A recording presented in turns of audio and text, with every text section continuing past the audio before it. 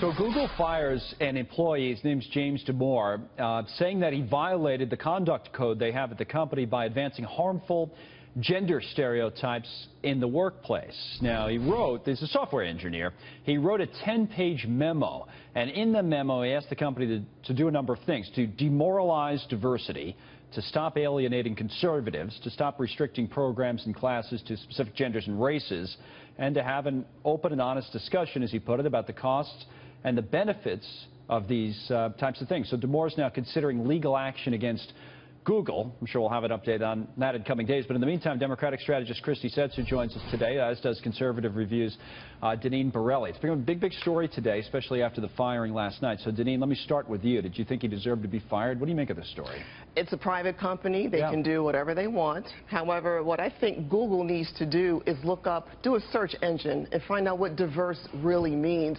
How ironic that the diversity department, their so-called diversity department, doesn't want to hear about a difference of opinion, right. A difference of thought. And so I think what this guy did is really, he's proved his point in terms of how Google does not want to hear about ideological differences. It's interesting, Christy, the judge is going to be on next hour, so I'm going to ask him about all the legal back and forth on this, because I mean, I don't know. I certainly see Deneen's point to the extent that even if you disagree with what the guy says, right, you look at it and say, that's nonsense that women wouldn't be as effective as men working at Google or anywhere else. It's like, didn't he have the right to say it, and isn't it the discussion that we can have? What's your take on the story? Well, I think his comments were problematic for a couple of reasons. Okay. One, he created a hostile work environment for the women who already work there. Now, think about it. You know that your coworker now thinks that 1/3 of your coworkers, essentially all the women, are not as well equipped to do their job. So what woman would want to be on a team with this guy? What woman would want to work for him, or, heavens forbid, would want to manage this guy, knowing that he's always going to be second-guessing you because he thinks you're inherently not well equipped to do your job? So is it similar to making like a racist comment? Is that what you're saying? You make a... Yeah, I think there's parallels, absolutely. So that's the first problem. The second problem I see is that it hurts their recruitment efforts. Because, again, for the same reason, why would you want to be a woman who would go to work at a place where you have to assume his attitude is, pervasive, if not, the majority opinion?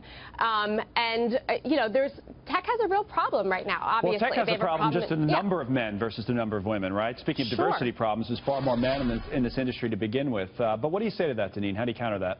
Listen, I think people should be hired based on their skills. Has nothing to do about sex, has nothing to do about race. And I don't agree with all of the points that this guy made, but on the other hand, the stifling of independent thinking and independent thought, I have an issue with that.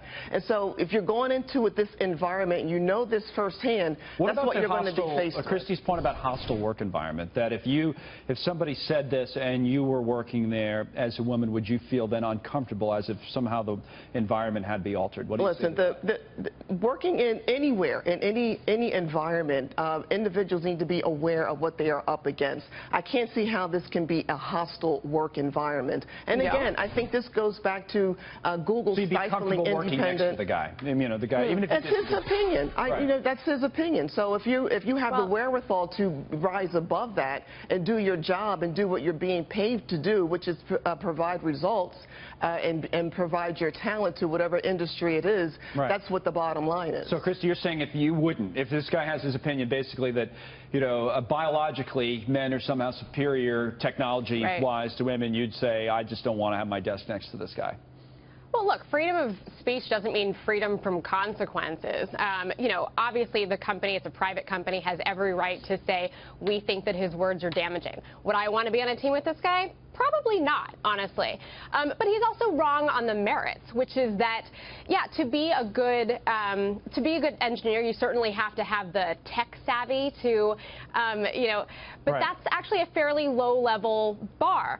The higher bar is actually understanding how to solve problems and whatever. And these are, I would think, a lot of people would think inherently more female skills, actually, sort of the soft skills rather than the hard skills. You have to have both. A person's sex or race. I mean, come on. What skills are you bringing to the table to achieve the goal? That's what the bottom line is. The point is that you have to work on teams. That's something that, to make any company work, you need to be able to, work collaboratively. Colin, I would rather know what this guy doesn't seem like he's thinking than able what to they do that. are not thinking. So again, I don't see how this is hostile. That's the debate, but it's. I'm going to ask the judge about that specifically, the hostile work environment argument. Yeah. But Christy, thanks. Deneen, thanks to you as always as well.